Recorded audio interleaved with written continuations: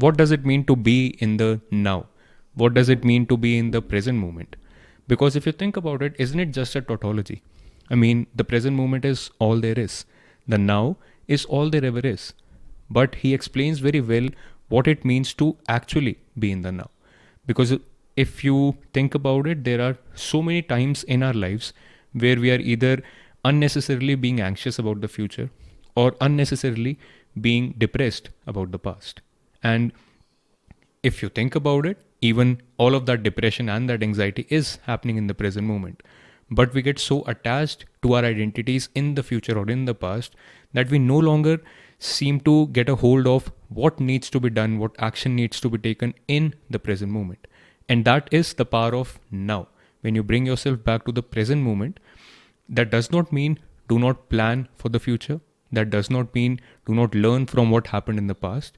But all that means is that everything that you're thinking about the past, about the future, is a story happening here. And it's a story happening in the present moment. So think about all of these things, but get yourself back to the present and act in the present moment. There is also something to be said about setting a goal in the future and working towards it. It's normal for people to start to consider when they turn spiritual that this is somehow wrong. I don't think that is wrong. And even Eckhart gives the same message that it's not wrong to set a goal in the future.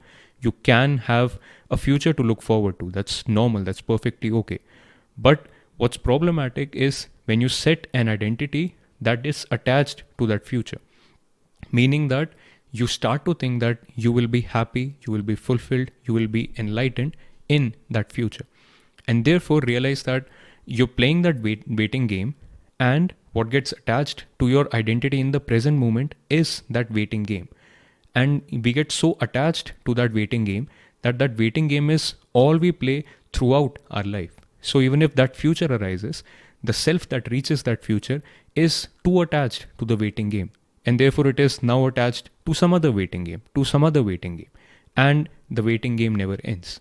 This is the power of now. And I think Eckhart does a brilliant job of explaining all of this in his book.